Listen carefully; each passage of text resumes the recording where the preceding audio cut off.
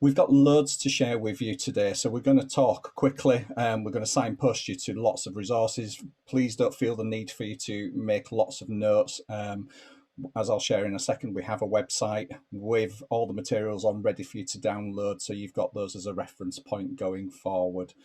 So this is today's agenda. We're delighted that David from Ambition Institute has been able to join us to tell us about the National Professional Qualifications. This is the next big thing on the horizon that we think is going to start moving pretty quickly from a national policy perspective in the next few days, but David will tell us more. Delighted that Emma is here with us today to give us a further update in terms of the early career framework, particularly in regards to registration and also some specifics around some roles and responsibilities. I'll give a very brief update in terms of the appropriate body service we're offering, and then I'm delighted that Stuart Harrington has also been able to join us. Many of you know Stuart as the former head teacher over at Bowling Park, who's been working closely with us to develop our culture and coaching offer. So we're delighted about bringing that to the table today, particularly as we've now secured opportunity area funding for some aspects of that offer.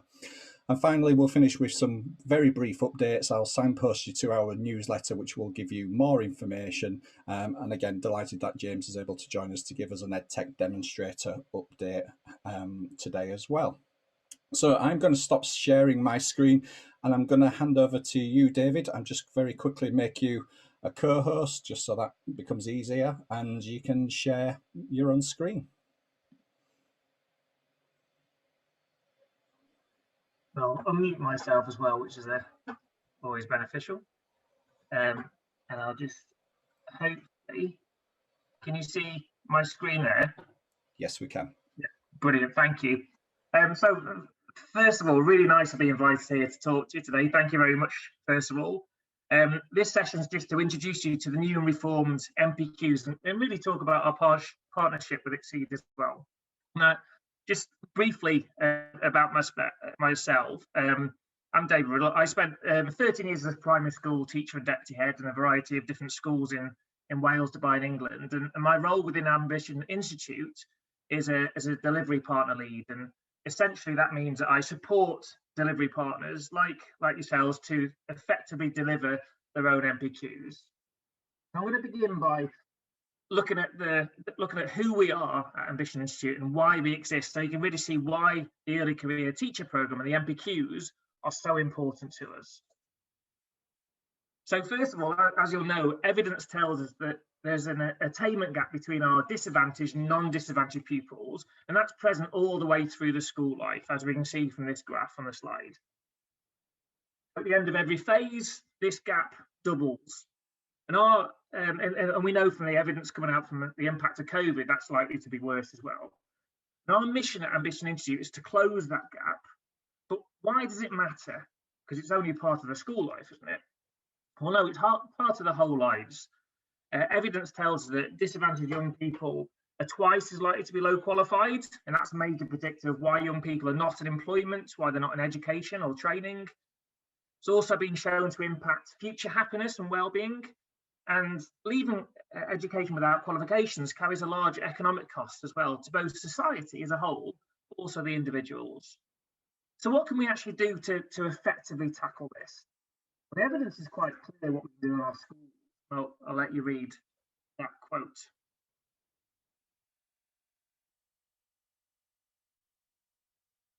So what we have control over in our schools, what has the highest impact is on our pupils and closing that disadvantage gap is the quality of teaching. So, for example, research shows that with the best teachers, pupils will learn in 6 months what it would take an average teacher a whole year to teach. And we're also really clear, the evidence tells us what has a significant effect on the quality of teaching, and that's school leadership. I'll let you read that quote.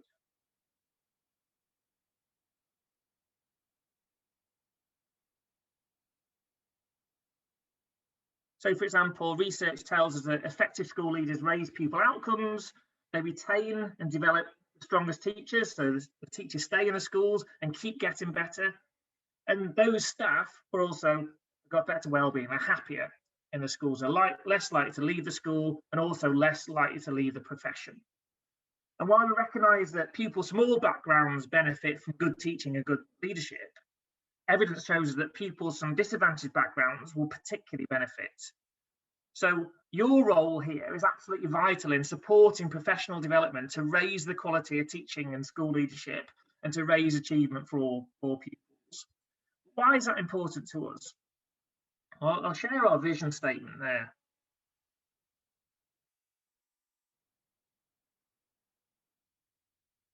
So Ambition Institute are a charity, and this is our vision. We know that children from disadvantaged backgrounds don't do as well at school, and that has an impact on their whole lives, as we saw the evidence. And we're working to change that by building an education system where every child can thrive no matter the background. And we aim to achieve this through our vision. So I'll share there, our mission, sorry. And we believe that improving teaching and school leadership is our best bet to make sure that every pupil, regardless of their background, gets a great education. And therefore, that is why we're really proud, and it's really important to us to be a lead provider in the ECT and MPQ programs. And that's what we're going to look at now, the new and reformed MPQs. But first of all, I think it's really important to look at why the MPQs have actually been reformed. So we understand it's not just another change in education that we see, it's not a fad, but actually it's a really meaningful change. So, as you'll know, the MPQs have been around for a while, but we know they've come with some problems. I'm just going to highlight three of the problems that we've identified. So first of all, these generic approaches. The current MPQs are focused on the generic leadership. So to give some examples that might focus on, they focus on, and this is taken from there, supporting a participant to be an inspiring leader in a range of situations, or motivate and unite a wide range of people around visionary or challenging goals. It's a bit vague, and they're seeking to develop generic leadership skills and behaviours. And the result for leadership development has been leadership programs which are aimed at developing charisma or influence and basically superhero leaders, rather than focusing on the substance of education and school leadership. The second one, there's also a lack of continuity between the frameworks for teacher development and leadership development. So, for example, the 7 areas of teacher standards in the ECF, the 6 MPQ content areas and 7 leadership behaviours within that, and there's 4 domains within the 2015 head teacher standards for excellence. So it's a bit inconsistent. And thirdly, the current MPQ frameworks are underpinned by a focus on leadership qualities rather than the evidence on what leaders need to know and be able to do to lead schools well. And that means often our new or aspiring school leaders are not actually clear on what they need to know or be able to do to be effective. And the frameworks don't provide enough leaders with the knowledge that they need. So for these reasons and some others, the MPQs have been reformed. I'm just going to have a look at how. So I think this is really important that there's now a golden thread that links all of these programs from ITT to leading a series of schools. And the new frameworks will be designed so that teachers and leaders gain specific knowledge needed to be successful in the role, rather than focus on generic teaching and leadership approaches. The specialist MPQs and the ECF link to the teacher standards as well, and the leadership MPQs link to the head teacher standards. And these frameworks are all based on evidence as well, ensuring that teachers and leaders develop knowledge and are provided opportunities of practice applying that knowledge based on what teachers and leaders need to know and be able to do. It also provides a pathway throughout a teacher's and leader's career, so they have clear progression and opportunities to specialise. So basically, they have more opportunities to keep getting better. So focusing specifically on the specialist and MPQ and the leadership MPQs, we're going to look at this in more detail. So these are the names of the new specialist MPQs and the reformed leadership MPQs. You'll be familiar with the ones on the right, but the ones on the left are completely new. And this is a step change in content, in structure and continuity. Even though you'll recognise the names on the right, it is a real change still. And what this means for people undertaking these qualifications is really exciting. And first of all, it's really important to note there's no MPQML anymore. As you can see on the left, they've been replaced by these specialist MPQs. And they provide more options to support teachers and leaders to keep getting better and to begin to specialise in certain areas. And just like the ECF framework, all of the MPQs have learned that and learned how-to statements in order to gain the knowledge based on robust evidence supported by the EEF, and also to practice utilising that knowledge within a participant's context. And that ensures that our participants develop knowledge and what they need to know, and they got opportunities to practice what they need to be able to do. Now, I'm just going to briefly talk through who might be appropriate to put on these programs. There's much more opportunity here. The leading teaching MPQ is for those people who have or are aspiring to have responsibilities for leading teaching in a subject, in a year group, key stage or phase. So what's quite exciting now, they must be in or have been in a teaching role. They don't have to be a current teacher at the moment. So that could be a deputy head if they're leading teaching, if they want to specialise in that particular area. Could be a year group leader, subject leader, could be a class teacher if they're aspiring to be in that position to lead teachers. And it's and the leading behaviour and culture one, the second one, must be for people who have who are or aspiring to have responsibilities for leading behaviour and or supporting pupil well-being in your school. And this can be a non-teaching role as well. So, for example, it could be a non-teaching head of the year. We've just had clarity about 15 minutes before this call about this. So you're the first people I've told that they've confirmed this second one can be a non-teaching head of year, pastoral lead, for example, who's never taught, but they have that focus on leading behaviour or supporting well-being. Be a SENCO, for example. The third one must be a teacher who has or is aspiring to have responsibilities for leading other educators to develop. And this person might support the development of all teachers in the schools, or it might be somebody focused on trainees or early career teachers. Again, if that could be a head teacher, a deputy head as well, if you'd like, if that person wants to think more specialise in the area of leading teacher development.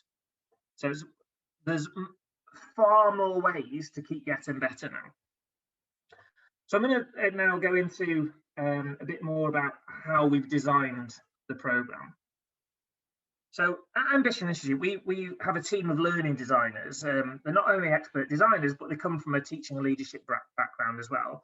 And that means that our framework for embedding learning is both evidence-based, but also grounded in realities of working in schools, the classrooms and corridors of schools. And our teams have been thinking really hard about how we can translate the MPQ frameworks into development programs that can have a greater impact and develop an expertise in classrooms, in schools, and on our system. And to support our curriculum design, we've developed this instructional framework, which you can see on the slide here. I'm just going to talk through how it helps us to design our programs and help us to sequence it and build things over time. So to start with, we support participants to own their learning by making it relevant to the persistent problems in their roles, so contextualise things. Next, participants are supported to see it through exposure to key insights and strategies, showing that what good may look like, as well as exploring non-examples and potential misconceptions. That could be videos or examples of effective implementation, for example. By breaking these insights down and unpicking the expertise behind any examples, participants can make sense of them relative to their context, and that makes sure that they don't just copy any models and potentially misuse them, but they genuinely get it. They understand how and when to do something and why they're doing it, so it has maximum effect in their school. But we also want participants to apply what they've learned. Now, our curricula support participants to use the insights they've developed and to keep them via deliberate practice and application tasks, action planning, retrieving and building the knowledge over time, and creating the conditions where learning is most likely to stick. And then finally, throughout our programs, we build in checks for understanding to check the knowledge has been understood. So we know where any misconceptions are, so we can tackle them. So we're going to be more specific now and look at the overview of our programs. So the specialist MPQs run for 12 months, so very different from the 18 months of the MPQ at the moment, and the leadership MPQs run for 18 months, but they have a very similar structure. We've got this pattern to them. Now, each program begins with an online induction where participants familiarise themselves with the technology and the expectations of the program. After their induction, all programs have a 6-hour face-to-face conference, which is facilitated by facilitators from Exceed, who are supported by us. And we know from the evidence that experts automate some processes, which allows them to direct attention to the most important things. And therefore, we've crafted a curriculum and the supporting materials to automate some of these processes, to cover all the MPQ criteria, along with pre-recording some parts of the curriculum. So facilitators don't have to worry about covering the framework, but instead they can use their expertise of participants and schools to contextualize the material to highlight what this knowledge means for them in your school. And with our specialist programs running for 12 months, they have 6 courses. So these 6-week blocks of 6 of these. And our leadership programs have 9 of these courses. And the leadership conferences also have 1 extra face-to-face 6-hour conference.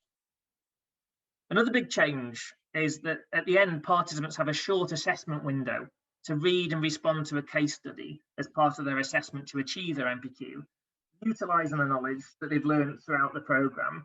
So they no longer have to do an improvement project, an impact project throughout. So we mentioned the courses here. I'm just going to delve into this a little bit. So each 6-week course starts with a buy-in video to explain the course, to set the scene and provide an overview of relevant information. As I said before, the DFE MPQ frameworks have learn that and learn how-to statements. And linking to these statements, participants complete 50-minute online modules pretty much each week in these 6-week blocks. Accessed through our online platform, a bespoke online platform called StepLab. And these are separated, these 6 modules, into insight modules, where participants build their knowledge. And then the following week, they do an application module, where participants practice applying the knowledge with a buddy with feedback from them. So they partner up with another participant.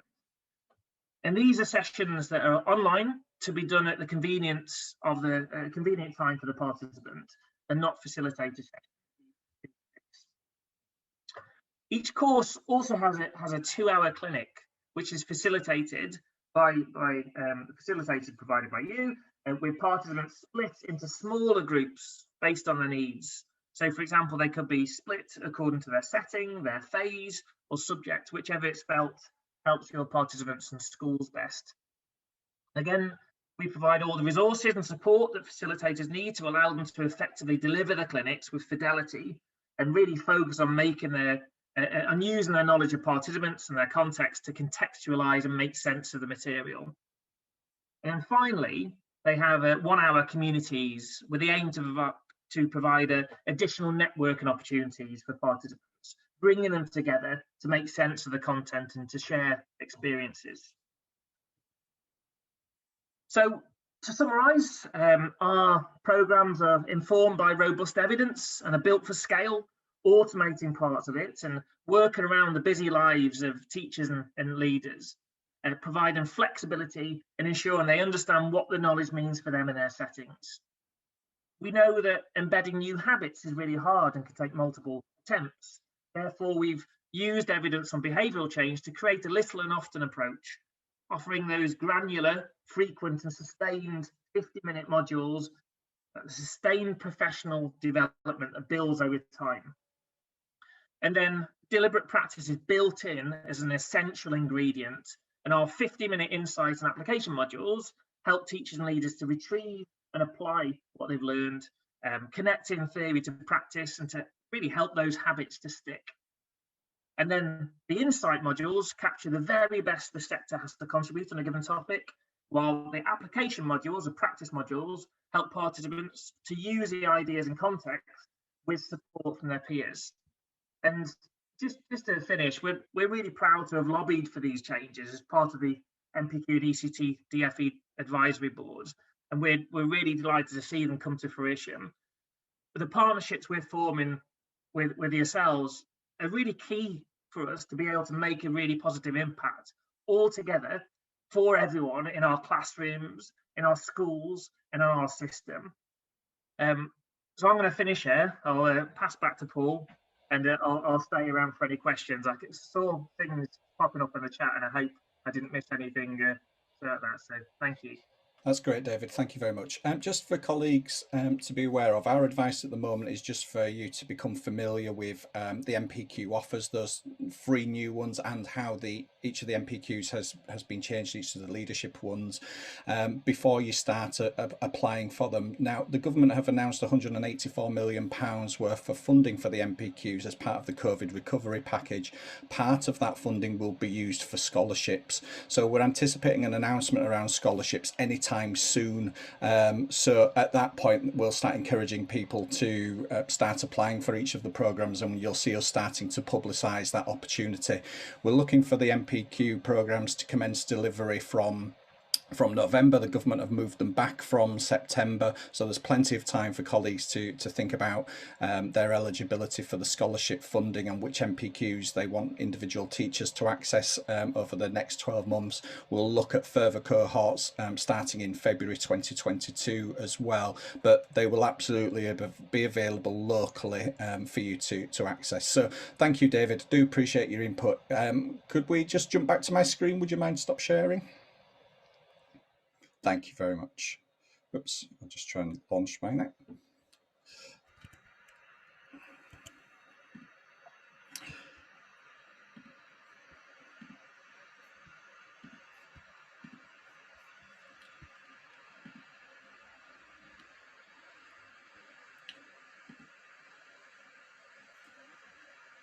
Okay, hopefully you can see my screen now. So that was the agenda. Just a reminder, because I didn't actually highlight the URL, teachingschoolhub.co.uk/TDN June 21. That's where you can go to download the resources for today's event. So TDN June 2021, or 21 in fact.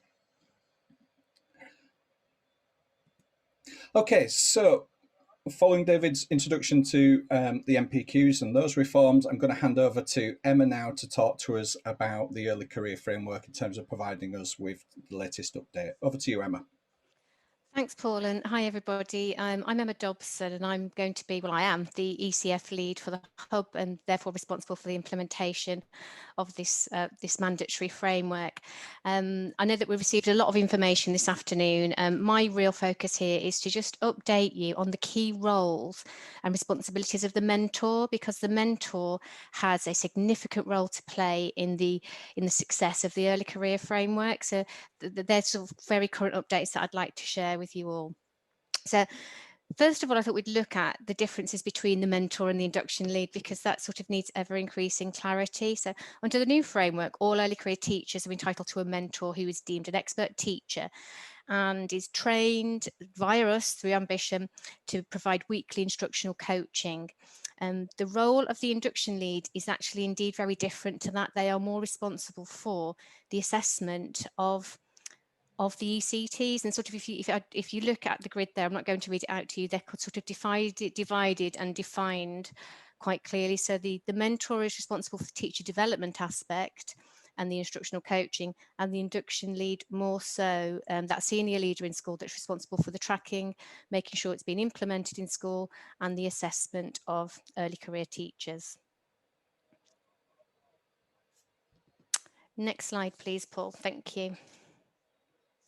So as I said, the mentor's got a really big part to play in the success of this, and research does tell us that the biggest lever for improvement is high quality mentors. Can you go back to the previous slide, please, Paul? That's the one. Thank you. So it's really important that certain things are considered when selecting them. So there's kind of an overview here of recommendations: that your mentor has 3 or more years of teaching experience, is invested in that sort of continued professional development, ready and able to be trained, and that sort of point of contact for any concerns or queries that your teacher has on the programme, and importantly is specialist in the same subject or age phase. Next slide, please, Paul. Thank you. So mentors are really responsible for the coaching of early career teachers, and this role really does involve guiding your teachers through the programme with weekly observations and instructional coaching sessions. And this role is vital to help teachers make the best possible start to their career. So here we've sort of outlined in 4 boxes what that broken down would actually look like. So they're really responsible to ensure that engagement does take place and support that teacher development, carry out weekly observations and sort of an instructional coaching session that lasts around 45 minutes, hold your ECT to account to make sure that they are engaging with their self-study and their directed ECT time, and also to attend training events, because as I'll move on to on my next slide, this early career framework program is a twin teacher development program, not just for ECTs but also for mentors as well, which we'll have a little a look in more detail at that now on the next slide, please, Paul. So I said it's a twin teacher development opportunity for mentors over the 2 years, which means that they will access, and this is sort of compulsory as well for mentors, that they do access this level of training. So they will access over the 2 years.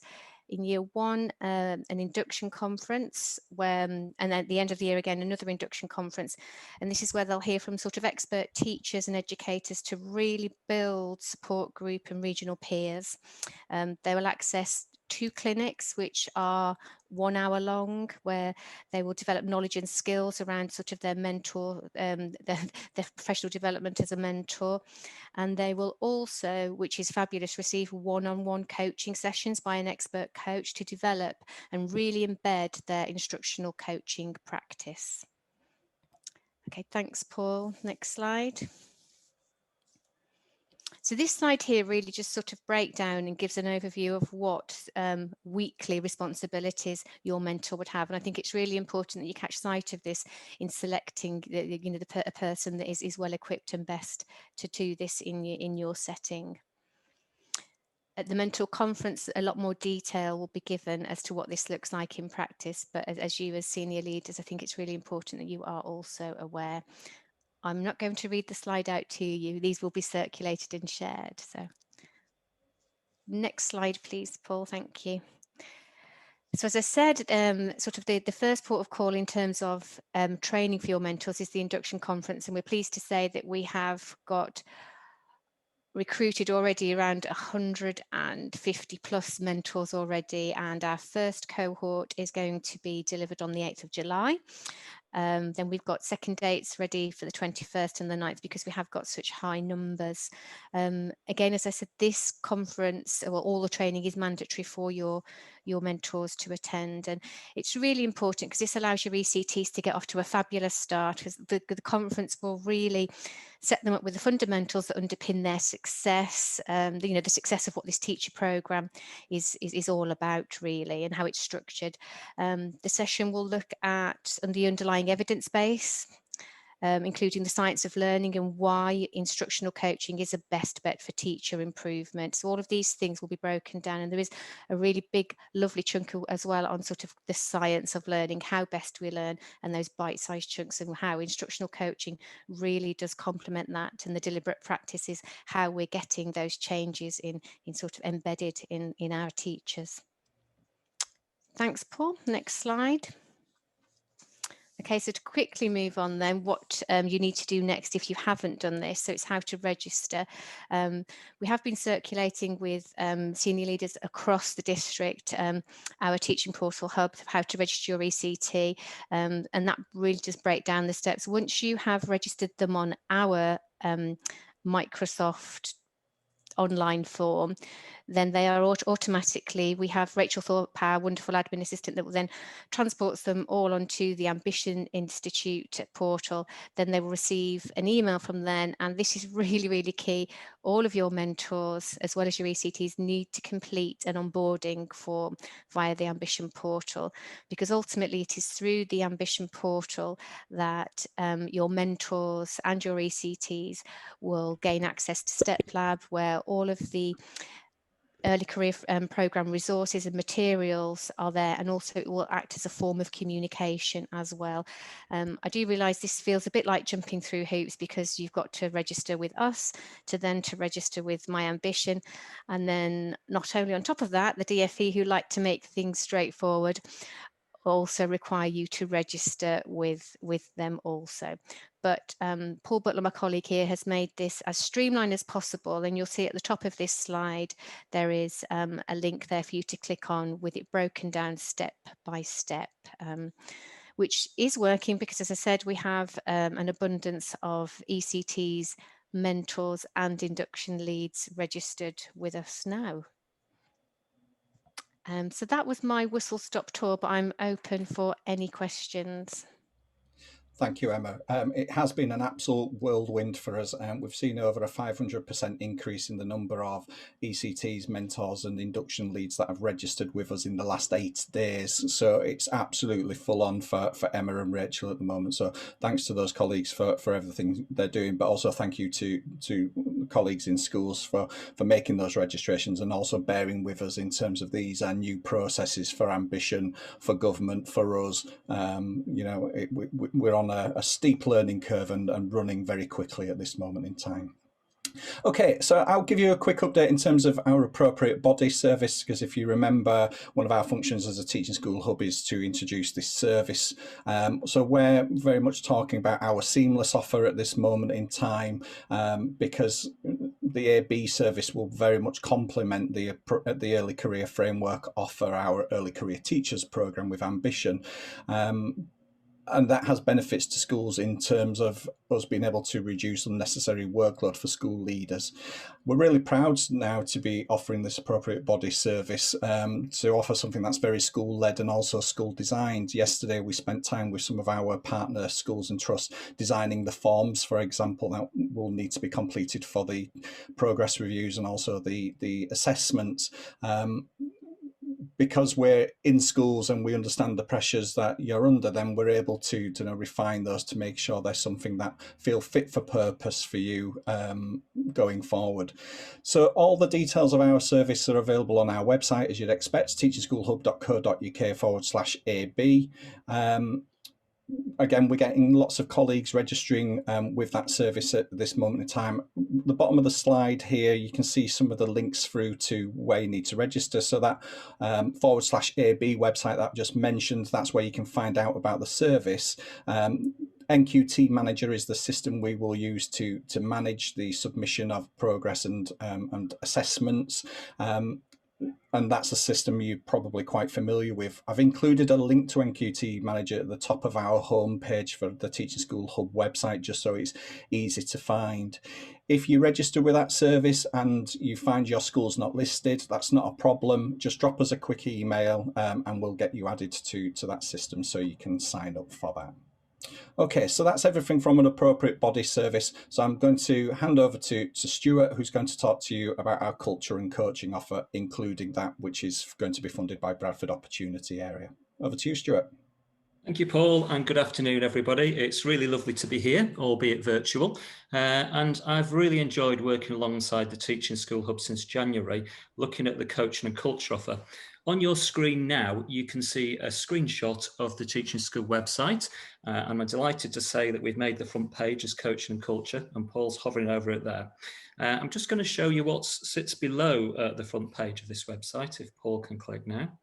This is a visual overview of what the Teaching School Hub does. Now, I need my glasses on for this bit, I'm not sure about you guys, but right in the centre of there, in the inner circle, is the culture and coaching offer. Paul, could you click the next slide, please? Okay, if you joined us last time when I spoke, you will remember that there are 3 parts to this offer. The first part is very much about people, just like when we started teaching and we valued those relationships with the children in our class. It is about valuing professional relationships. The second part that Emma has just talked about is about growing professional confidence. How do we make people autonomous? How do we skill them up? How do we make them the best teachers they can be? And the third part there in yellow is all around leadership coaching for school improvement. A little bit different from the instructional coaching, about leaders working out why things are as they are in their school and how they want them to be like. If you could click the next slide, please, Paul. Thank you. If you have a chance to go on the website later and look at this part about the culture and coaching offer, you'll notice that there are a number of scenarios. I've just done a snipping tool of 4 of them here. I'll give you a moment to have a little look at them. Now, if any of those resonate with you in your context, there's a little drop-down menu at the side of some of the things we offer that could support you in addressing those opportunities and those challenges. As I say, there are only 4 of the 8 scenarios on the website. It's well worth a look later. Thank you, Paul. Okay. So, I've talked about the 3 elements of the culture and coaching offer, that being valuing relationships, professional confidence, and about coaching for school improvement. These are the precise elements. So if we look at the blue section here, we have a 1-day CPD called Every Day I Write the Book, which I will talk about in a little while, including the dates. And we've also got a school-specific facilitation called Never Forget. If you need to go back and look at expectations in your school, the values, the visions, and where you're heading. The bit in purple has been covered by Emma before in terms of mentor training and instructional coaching. And I'm going to really focus on how we both develop internal capacity in schools for coaching. So last week I had the great pleasure of working with 10 people face-to-face for a couple of days, developing that with them, and how we also set ourselves up with a team of external coaches to support you. Thank you, Paul. Okay, so when we first started working together, this was around a school-funded offer, and all the things I've outlined are available through a school-funded offer. However, we're delighted to say that we have secured opportunity area funding, and this is around leadership coaching and looking at the school culture that you have in your setting. How could you motivate people further? How could you make their jobs more enjoyable? What's trust like in school? What are people's sense of autonomy like? How are relationships? How self-aware are people? So there are 3 to 4 days of funded coaching, and that's either individual with head teacher and SLT members, or also group coaching. And I would really recommend that it started with an individual sessions and then led to the group sessions together. If you want to sign up for an expression of interest, there's the details at the bottom of this slide. It'll take you to a Microsoft form, which will ask for your name, your school. It'll ask for an indication in terms of level of deprivation. Are you expecting an Ofsted? All that kind of basic information. But the most important thing is that you fill that in if you're interested in finding out more or being considered. If you become part of the programme, you must commit to a very quick self-assessment stroke reflection. They happen 3 times, and this is for us to sort of measure impact. There's one to fill in before we start. The questions are mainly the same. There's one after a couple of sessions as the one at the end of the project. And they really will not take more than 10 minutes because the questions on there are very much about quantitative type questions. And there's a couple of more open-ended qualitative things, but it's not designed to be demanding on your time, but it is designed to help us get a snapshot of the impact that we can have. So the most important thing you do now is get in touch via there or get in touch with Paul or myself to find out a little bit more. Next slide, please, Paul. I'm working with a team currently of 6 to 7 coaches. They're all head teachers. We have selected them very carefully in terms of the success of their school and their outcomes, but we've also looked very much at them as a person, their ability to make relationships, their emotional intelligence, their experience and commitment to coaching already and their track record of that. And we worked together last week in person, and I noticed 3 of them have joined today, so nice to see you again. And we came up with our code of conduct of how we will work in your school if you go forward with this. You can see that on the slide. I really want to emphasise the confidentiality, okay? And I really want to emphasise the fact that the whole purpose of this work is to leave you and your SLT team more empowered, with more insight and more committed to how you're going forward and the things that are going to make a difference to your teachers and ultimately your children. Next slide, please, Paul. Thank you. You saw before on the menu of options, I mentioned this course before, Every Day I Write the Book. So this is a one-day CPD. It's about leaders starting to think about their behaviours that sit behind their actions. How often do we have middle leaders and senior leaders who have a list of things they've got to get done, really important things, but do they think about how they're going to engage people in their setting? Do they consider how to buy in, to increase buy-in and long-term effects? And you'll see that the course is at the bottom, the 19th of October, the 7th of December, the 8th of March. If you're interested in those, please get in touch. Those are school-funded options. Next slide, Paul. Just to emphasise there that you don't have to be a Bradford school to access these elements. This is available to all schools. Thank you, Paul. And that's exactly the same for Salis Asmore. So I had 10 people with me last week. Both these courses are face-to-face. So if we were to face more challenges going forward linked to the pandemic, then we would just rearrange those or put them on another date, because this work is important face-to-face. It's not something I'm going to deliver virtually. So this is a 2-day CPD. It's around leadership coaching skills. People work with other colleagues that they probably don't know. And over the 2 days, they work through some of their current opportunities and challenges. It's an amazing 2 days, and people leave with utter clarity. They leave with a real understanding of what the issues are. Often we just take the surface of what we think problems are and don't dig deeper. The next cohort is on the 13th and 14th of July. I've got a couple of places on there. If you are interested in that, please contact Paul, or you can contact myself at improvingimpact@gmail.com. That's improvingimpact@gmail.com, or call on 0791 77 11 837. That was 0791 77 11 837. We've got 5 cohorts running next year. These will all be from Hollybrook. And as Paul mentioned before, they're open to any school in Bradford and beyond. The September one is already filling up very nicely. If you do want to get a place on the one in 2 weeks today, you need to email me by next Monday morning at the latest, or contact Paul, or ideally this week.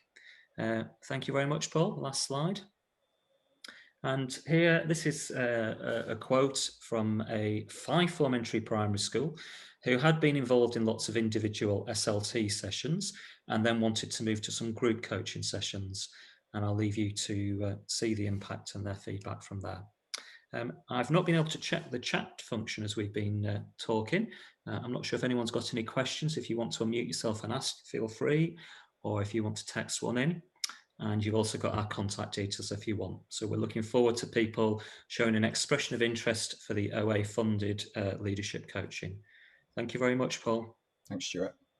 So very briefly, to give you some quick updates, again, I'm not going to talk about these in much detail, but you can see there, teachingschoolhub.co.uk/newsletters. Our latest newsletter is on there, and there's more detail about each of these opportunities.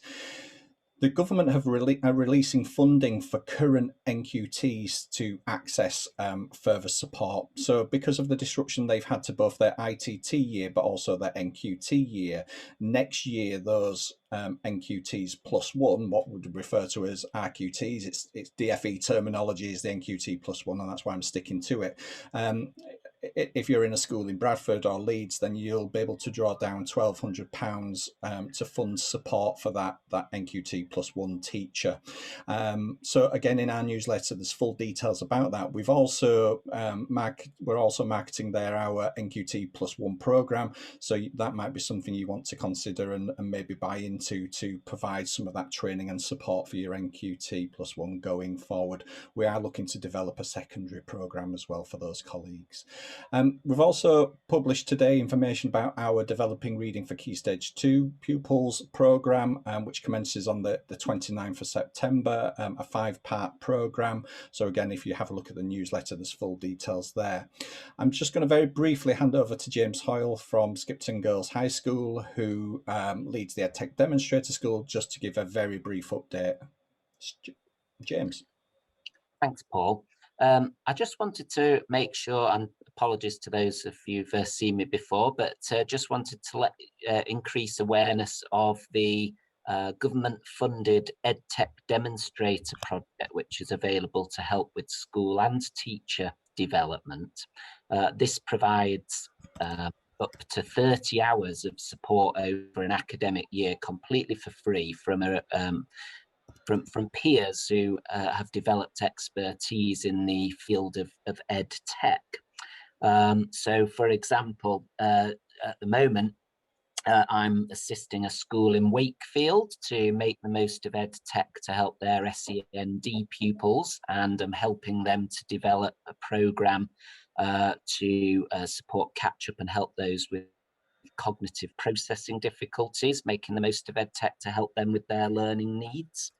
At a primary school level in the local area, we're helping primary schools in particular, to reevaluate and enhance their digital skills curriculum.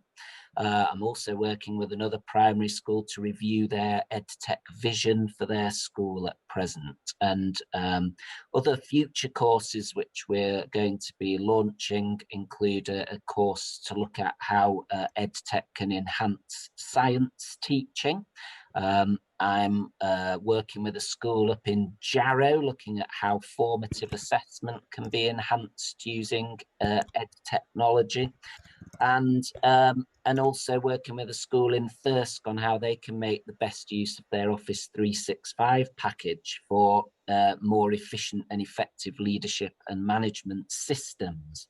So there's a massive range of ways in which the EdTech Demonstrator programme could potentially support teacher development or school development. And all that you have to do if you are interested in having an initial consultation is to sign up via the EdTech Demonstrator website, the details of which may slightly oddly have appeared in the chat bar a little earlier, but is interested in finding out a little bit more about the programme. And there's also some further information about the EdTech Demonstrator programme on the Teaching School Hub website as well. So I hope that's just helped to give people an idea of the kinds of things that we can help with, and do get in touch if you'd be interested in finding out more. Thanks, James. Okay, apologies that we've overrun. We've got a huge amount of information to share. We could have gone on for much longer, I'm sure. I haven't told you about the training for modern foreign languages and so on. But again, content is on our website. Our newsletter holds a lot of that key information. So please do follow up with some of those links I've sent through the chat, but also, of course, through this link. So that's where you'll be able to find a recording of today's event.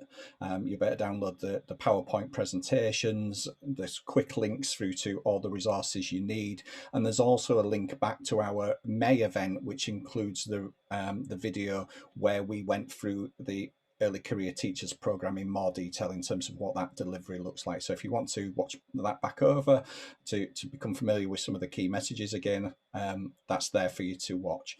Thank you so much for joining us. We'll stay on the call for a minute or two if anybody has any questions or want to catch us with any queries. But again, thank you for your time, and I'm sure we'll be in touch very soon.